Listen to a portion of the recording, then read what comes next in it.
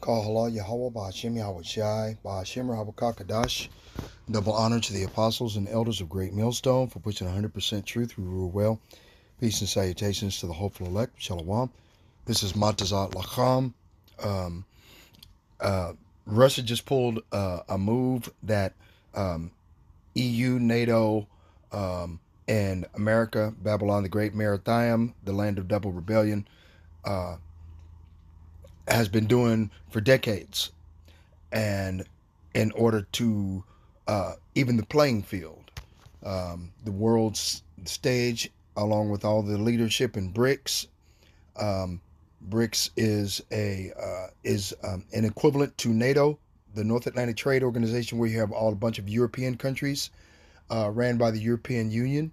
Okay, a bunch of European countries: Poland, Germany, Amsterdam, Switzerland, whatever. You know what I mean? All ran by the Red Beast, aka Esau Edom, the white man, the devil the Bible speaks of, so-called white man. Of course, he's an Edomite. Okay, like you see on the person that you see on the screen in front of you. Anyway, it seems that Russia has checkmated America in their bully tactics of going over to Maduro and unaliving hundreds of thousands of people in order to steal a man. Yeah, okay. Like it says in Exodus chapter 21, verse 16, if a man stealeth a man and selleth him, and if he is found in his hand, he shall surely be put to death. Roughly paraphrased. Okay, well, these devils went in, American devils went into Venezuela and stole a man and his wife and put them in prison. Okay, and left them without leadership. That's a violation of international law. That's and they're constantly in violation of the law, moving lawlessly across the entire world. Well, Russia did the same thing.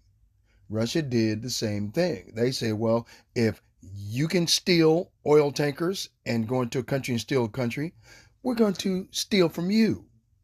And then we're going to put them on in Russian courts and see if they survive. You sent Donald Trump captured some oil tankers that were Russian oil tankers. They landed on the oil tankers, took the oil tankers by force, right? Because they didn't want them operating in the Western Hemisphere. Well, Russian Premier Vladimir Putin doesn't want American oil tankers operating in the Eastern Hemisphere. Two can play that game. So what they did was they stole $3 trillion, I think it was, $3 trillion worth of merchandise that was on its way to America. Okay? Food, cars, clothing, different necessities, televisions, electronic devices, all of that. You know, those, they stole 2 oil tankers and a tanker with different stuff on it, you know, and yeah, so America didn't see that coming. Why they didn't see that coming, I have no fucking clue. You just gonna steal people's natural resources and then expect people not to steal yours? Okay? Russia's not afraid. Russia also proved that he's not afraid by blowing up a town 10 miles from the Polish border. Poland is a member of EU and NATO. 10 miles, just blow it up, wipe it off the fucking map with one of those Oreshnik missiles. It's a tactical, it's a tactical nuclear missile without the nuclear warheads attached to it. Just some regular TNT. And they move at over 8,000 miles per second, which is, 100 times faster than the speed of sound. You never hear it or see it coming. Boom. Okay? So clearly these are going to be the weapons of the Lord's indignation once nuclear warheads, thermonuclear warheads are added to these Resnik missiles. Okay, to attack NATO forces, to attack forces, American and NATO forces in Ukraine fighting against Russian soldiers, to attack NATO nations. Okay? They could be attacked within minutes. It won't even be 15 minutes. They're finished. So I think, well, I forget her name, Evangeline. What is her name? Damn. Whatever. I forgot her name. Damn. The lady that runs the EU, NATO. Yeah. These individuals are going to come together and agree, and they are going to dissolve NATO and join BRICS. Because Russia has all of the natural resources that the EU and NATO needs. Okay, and what they need in order to exist in that area. That area that EU and NATO currently exist in is the bottomless pit. The bottomless pit is a land, a harsh land that doesn't have any trees, any grass, or anything, and it's unforgiving. The only reason why there's trees and grass over in the European nations or whatever have you is because most of that stuff was imported. The reason why there's trees and grass in the in Israel right now, where those imposters live, is because the grass, the trees, the animals, the cattle, all that stuff was imported. It doesn't grow there naturally. Nothing will grow there naturally until the Israelites of the Holy Bible, the Negroes, Latinos, and Native Americans go home to that land, being taken to that home by the Son of God himself. His name is Yahawashi HaMashiach, whom the world ignorantly calls Jesus Christ. Okay? He's a Negro from the tribe of Judah, okay, straight from the bloodline of the seed of King David, through King Solomon, through Joseph, his father. Joseph is a direct bloodline descendant back to King Solomon. It tells you the genealogy in Matthew chapter 1, verse 1. Read it yourself. Okay? So that Immaculate Conception bullshit is bullshit. They were already betrothed. That all they did was they eloped. Joseph and Miriam. That's all they did was they eloped without consent of the parents on both sides of the fence. Okay, and that's how Miriam got pregnant. Okay, they were betrothed, they eloped, they got it on outside of wedlock. She got pregnant. Joseph said he has to put her away because he got pregnant. He was going to come up with a lie to say she was doing this, blah, blah, blah. Okay, and put her away. The angel said, don't put her away because of this and that. Joseph decided to marry her anyway because the angel Gabriel came to him and told him that Yahawashi HaMashiach is his name, okay, and he is the literal Son of the Most High in heaven. The spirit that is within him is that of the Son of the Most High. And Joseph was convinced, he was fully persuaded in the Holy Spirit, by the Holy Spirit to do this thing because of the angel that visited him. The angel also visited Miriam. Same thing. Okay? So that Immaculate Conception is bullshit. Okay? Just disproved that. Let's get back to what Russia's doing. Right? I want to start with 3 figures that should send a chill down the spine of anyone paying attention to how the world really functions. 12 commercial ships captured in one sweep, 40 Russian naval units active across 3 different theaters, and $3 billion in assets currently locked down in Russian custody. Washington is outraged. But here is the uncomfortable truth nobody wants to say out loud. This wasn't a sudden outburst of anger. It was a calculated strategy. And the most alarming part, we are the ones who showed them how to do it. Let's look at the reality of what just took place in the waters bordering Russia. In a move executed with military discipline, Russian forces launched simultaneous seizures of LNG and oil tankers across the Black Sea, the Baltic approaches, and the Arctic shipping lanes. These were American-operated vessels and Allied flagships, all detained under legal frameworks so complex that Western lawyers are still trying to untangle the fine print. The reaction from Western leaders was the usual script: shock, emergency summits, and threats of retaliation. But having watched foreign policy for years, I can tell you that this time, their surprise was genuine. And frankly, that is far more worrying than the seizures themselves. It proves that our strategic planners completely failed to predict a move that was staring them in the face. I need to challenge an assumption you likely hold about the world. You probably think international maritime law is a shield that protects merchant ships. While those treaties exist on paper, rules only matter if there is a neutral power willing to enforce them. When the enforcement itself is turned into a weapon, those rules dissolve into something else entirely. To understand this, we have to go back to late 2022. Following the invasion of Ukraine, the West rolled out what they called the most aggressive sanctions package in history. We cut off banking access, froze assets, and implemented the oil price cap. The goal was to keep Russian oil on the market but cap the revenue to drain Moscow's war funds. To Washington, this looked like a smart, calibrated precision strike. But to Moscow, it looked like the West unilaterally declaring it ran the global energy trade. We told them, you can sell your resources, but only at the price your enemies decide. And we enforced this by leveraging our dominance over shipping, insurance, and financial logistics. The ultimatum was simple. Play by our rules or your ships don't move. For nearly 2 years, Russia took the hit while quietly building a backdoor. They shifted their exports to Asia. They built up Arctic shipping capabilities that analysts said were impossible. They created new financial channels to sidestep Western banks. These weren't just survival tactics. They were preparations for a reality where they didn't need Western permission. Then, in late 2024, the situation shifted from preparation to active conflict. The U.S. and its allies started physically boarding and inspecting tankers in international waters, suspecting them of bypassing the price cap. The justification was sanctions enforcement, but in practice, economic policy had morphed into physical coercion.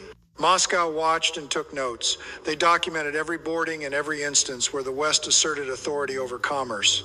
Then, in mid-December, they found their catalyst.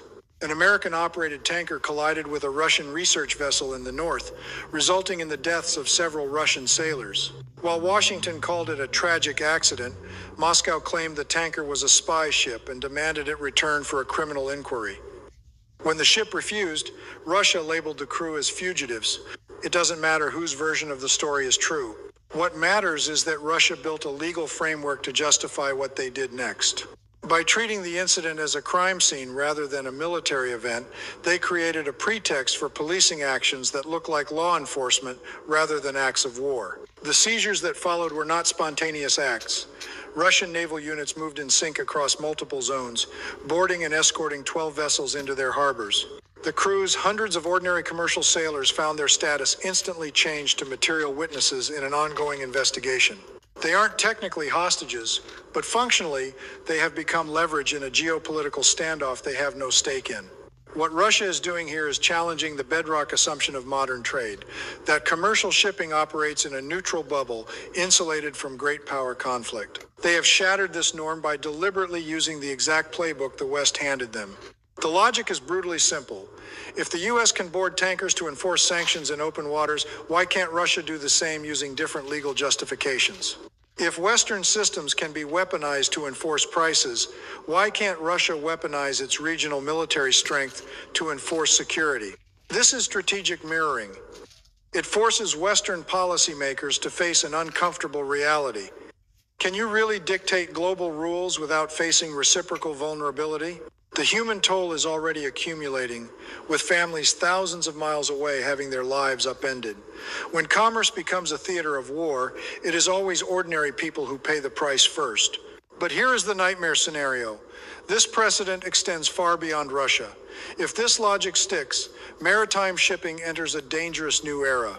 Every ship carries electronics that a hostile state could label as surveillance equipment, and environmental laws are broad enough to justify almost any stop and search.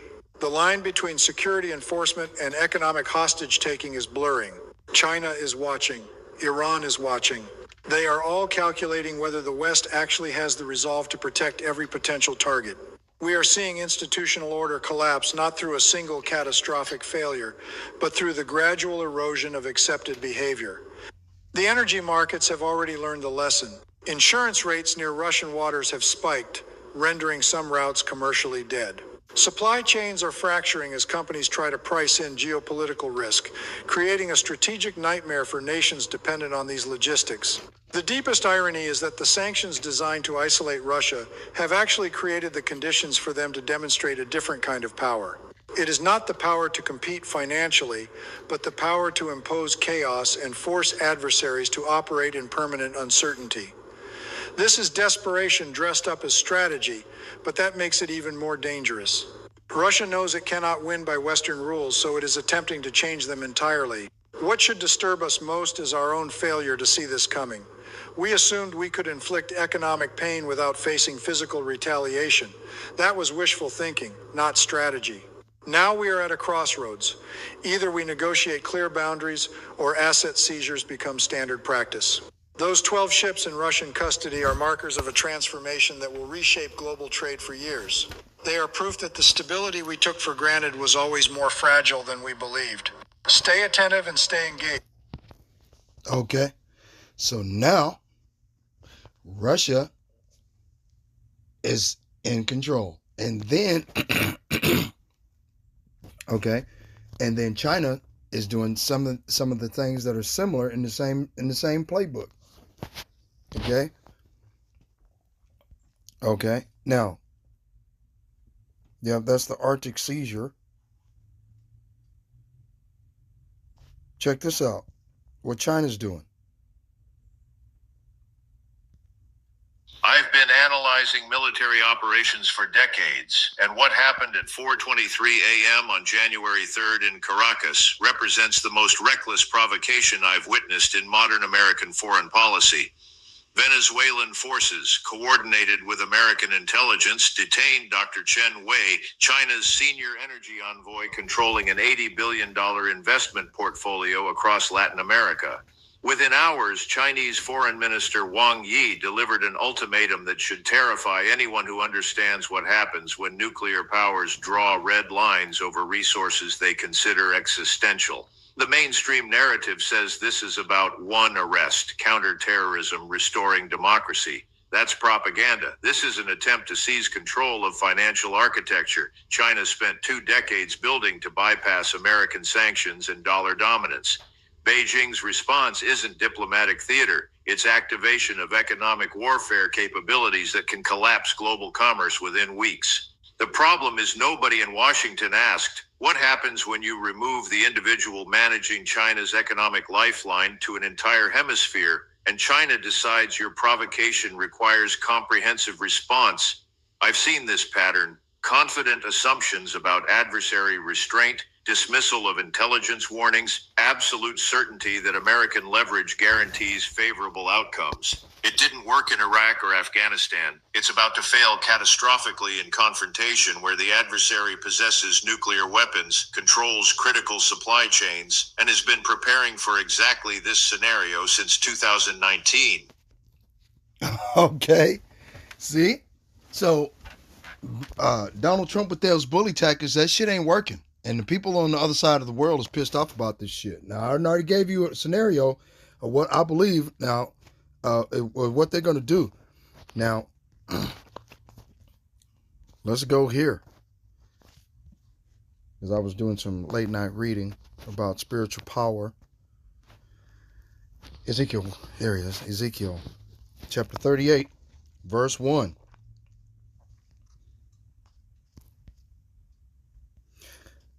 And the word of the Lord came unto me, saying, Son of man, set thy face against Gog, the land of Magog, the chief prince of Meshech and Tubal, and prophesy against him, and say, Thus saith the Lord Yahweh Ba'ashem Yahweh Shai, Behold, I am against thee, O Gog, the chief prince of Meshech and Tubal, and I will turn thee back, and put hooks into thy jaws. What does he mean by turn thee back? He's going to put the spirit of old Russia back in the 1960s and 1970s back into the spirit of the modern leader, Vladimir Putin. Okay? Hey, let's fight. Let's do a thermonuclear war. Let's box it out. Right? Let's see who's the top guy. Right? That's the reason why Vladimir Putin, Gog, right, is, doing what he's doing. This is an international provocation of World War III. Of course, it's going to turn into a land war with foot soldiers and weapons and tanks to see who can win the most land or whatever have you. America cannot maintain a war on various theaters in various fronts. It's impossible. They don't have the manpower for it. That's the reason why Donald Trump is going to push the article of war to stop from being impeached because of what he was doing in court concerning his assets, and then what he's doing on the world stage. If he goes to war, he's a wartime president. They can't impeach him, and that's what they're afraid of. Okay, the GOP, 28 or 30 of the GOP senators, which is damn near half of the Senate, because there's supposed to be 100 senators, and you got 50 Democrats, 50 Republicans. 28 of the GOP or Republican senators have turned against Trump, and they're going to go to federal court and testify against him. Okay, Project 2025 is not coming to pass like they thought that they would. But all these things are coming about because it is the fulfillment of biblical prophecy put in the mind of these devils. Okay, let's go to Psalms chapter 21. No, was it Psalms? No, not Psalms. Proverbs, right? I think it's Proverbs 21, right? Proverbs 21 verse 1. The king's heart is in the hand of the Lord, and as the rivers of water, he turneth it whithersoever he will. So you see, the Most High Yahweh Ba'ashem Yahweh Shai is the one that's in control of this giant theater, this giant movie that you see unfolding right in front of you, right? Job chapter 33 verse 14. For Yahweh Ba'ashem Yahweh Shai speaketh once, yet twice, yet man perceiveth it not. In a dream, in a vision of the night, when deep sleep falleth upon men, and slumberings upon the bed, then he openeth the ears of men, and sealeth their instruction, that he may withdraw man from his purpose, and hide pride from man. Okay? He whispers in their ears and terrify them with warnings. Okay? Basically, this is telling you that there is no free will. Okay? These devils are doing exactly what the Most High Yahweh Ba'ashem Yahweh Shai wants them to do. Okay? Okay? In order to fulfill biblical prophecy. Right? Praise the Lord. It's almost over with. Go on and kill you each other. God damn it, so we can get it over with. Sick and tired of you Edomite in control of everything. Okay? You poison the air. Okay? With chemtrails, making people sick. Bill Gates, I seen a video on end time prophecies or whatever on that YouTube channel. It's not a YouTube channel. It's a different platform. And this lunatic is putting the HIV virus, okay, in the chemtrails, mixing it up with boron, aluminum, iron, copper, magnesium, all of the different things that are adherent to the prosperity or the continuance of human life on the earth. All of these chemtrails they put in the sky. That's the seeding the clouds with. So when it rains, your skin gets wet. Well, normally your body goes through the normal process of letting out toxins once the skin becomes wet at a certain temperature. The pores open. Okay, the raindrop has HIV in it. Okay, when it rains. This is a plan of Bill Gates. This is lunatic. Okay, so when it rains outside, if you're not completely covered up, more than likely, this is a way that it slowly breaks down your immune system where you get sick. And then they, under martial law, they make it mandatory for you to have the jab. You're finished. You see? This is part of their goddamn these madmen's depopulation agenda. And I speak as a man, but I'm telling you what I read. Okay, you can go look, you read it yourself. Ezekiel 38 verse 4, and I'm going to turn thee back and put hooks into thy jaws, and I'm going to bring thee forth all thine army, horses and horsemen, all of them clothed with all sorts of armor, even a great company with bucklers and shields, all of them handling swords. Persia, Ethiopia, and Libya with them, all of them with shield and helmet. Gomer and all his bands, the house of Togarmah of the north quarters, and all his bands, and many people with thee. Be thou prepared, and prepare for thyself, thou and all thy company that are assembled with thee, and be thou a guard unto them. So Vladimir Putin became a guard unto all these nations. Togarmah of north quarters, which is Turkey, and all his bands, and many people with thee. Right? Gomer, north and south Turkey. Right? Persia, which is Iran. Ethiopia, which is Africa. North and South Africa. Right? That's BRICS. Okay? Pretty much, shit. You got Brazil, South and Central America. They're joining. They've joined BRICS. Okay, Turkey is going to leave NATO and join BRICS. Come on, man. Be thou prepared, and prepare thou for thyself and all thy company that are assembled unto thee, and be thou a guard unto them. See, so Gog and Magog are going to be a guard unto all these nations. They're going to run into the bosom and give all their power and all their authority unto the beast at this time, which is Gog and Magog. Okay, that's what they're going to do. It's biblically prophesied. Okay. And and after many days thou shalt be visited. In the latter days thou shalt come into the land that is brought back from the sword, and is gathered out of many people. And the land that was brought back from the sword is EU and NATO, right? AKA Rome 2.0. Okay, that's who NATO is. Okay, they're doing exactly what the Roman citizens were doing before. America is set up just like Rome 2.0. You have a Caesar president. You have the Senate. Okay, you have a House of Representatives. Okay. You have the plebeians and the patricians. You have the Republicans and the Democrats. Everything is completely mirrored straight across. You have executive, legislative, and judicial branches of government. Okay, come on, man, real shit. Everything is exactly mirrored across. Okay, so the land that is brought back from the sword, that was wounded with a sword and did live, as it is written in the biblical prophecy in Revelation. Okay, is these Edomite Caucasians? They lived because of the Renaissance period, the rebirth of the Roman Empire, the empire of the Edomites.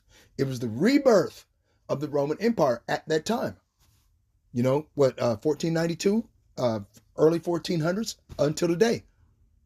Okay, and they've been doing exactly what they've always done.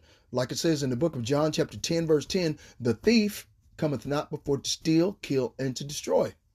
Why these government officials didn't see what Vladimir Putin was going to do? Okay, they didn't see it.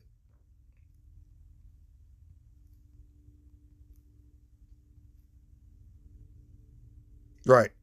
Obadiah chapter 1, verse 8. Shall I not in that day, saith the Lord, even destroy the wise men out of Edom, and the understanding out of the mount of Esau?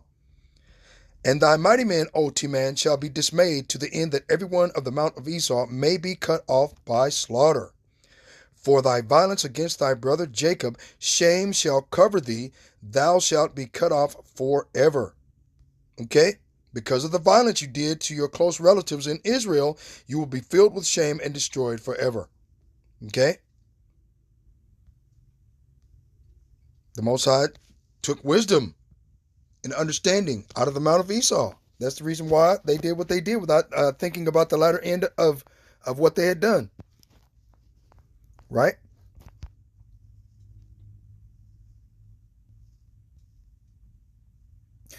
Isaiah 47:7, and thou sayest, I shall be a lady forever, so that thou didst not lay these things to thy heart, neither didst thou remember the latter end of it. Right? With the pride of thine heart have deceived thee, thou that dwellest in the clefts of the rock, whose habitation is high. Right? Who dwells in the clefts of the rock? These troglodytes, aka Caucasian. The home of the Caucasus Mountains is in Ukraine. Okay? And okay, let me see. Let me see if I can pull that back up. I know I've seen it. See if I can pull that map back up so I can show you a map of modern day Ukraine, of what it used to be and what their names were back then. Slovakia. Yeah, because I gotta get ready to get out of here and get to work. Boom, there it is. Boom, boom, boom. Okay, the land of Khazaria that you see in front of you, right, is the land of Ukraine. This is the home of the Khazar kingdom in the early 10th century. Okay, you see Sweden, you see the Holy Roman Empire, you see Hungary, see. Then you got Persia. Okay, you got Afghanistan, Iran. They're completely surrounded. Okay, but like I said before, yep, this is modern day Ukraine right here, Khazaria. This is modern day Ukraine, home of the Caucasus Mountains. They started calling themselves Caucasians okay, in order to get away from the stigma of being the Edomites, the people of the curse of God's cursed judgment, found in Isaiah chapter 34, verse 5. Right? Anyway, let me get off of there. Get out of there. Boom. See, so they didn't think about the latter end of their actions by going and steal a president, a sitting president, a sovereign in his own sovereign territory. Shit, they did the same thing to Gaddafi. They did the same thing to that female president back in the 1970s in order to take over the Panama Canal. They sent jackals, who are assassins that work for the CIA, the Central Intelligence Agency, individuals that they send to unalive individuals that don't want to go along with the New World Order agenda. Everybody coming together under one banner, okay? And they want to. These presidents would want to work for the people and do things for the people and work on the international stage using their natural resources in order to benefit their own people. These Edomites don't want that. They're thieves. They cometh not before to steal, kill, and destroy. That's all they know how to do. Right? Therefore, hear now this, thou that art given to pleasures, that dwellest carelessly, and sayest in thine heart, I am and none else beside me. I shall not sit as a widow, neither shall I know the loss of children. Yep, they're going to learn the loss of children, because this says the exact same thing in the book of Revelation chapter 18. Okay? Let's get it. Revelation 18, and then I'm going to try to get on out of here because I got to get to work.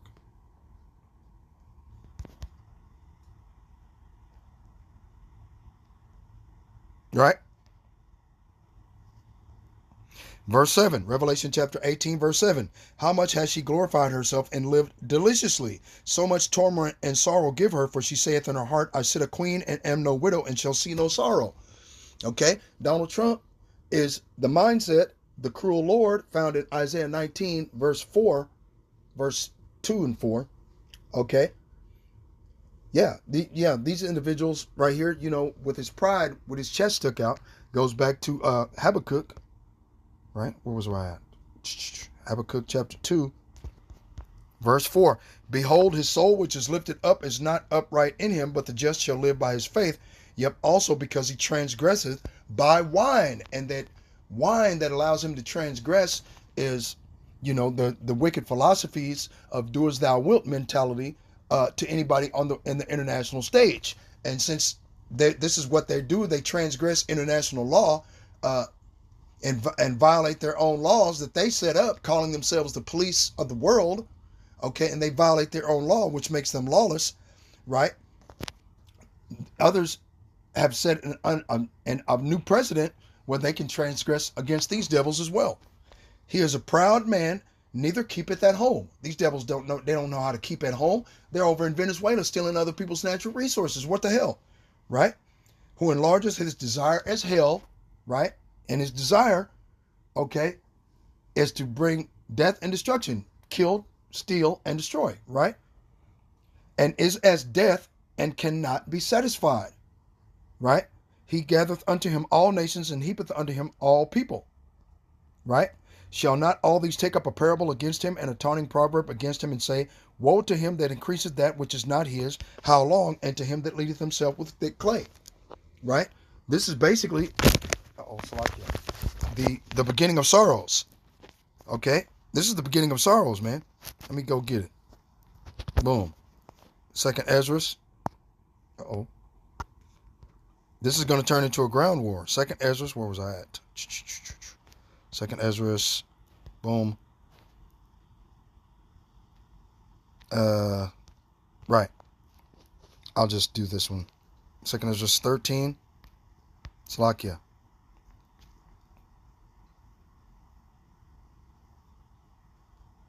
Yeah.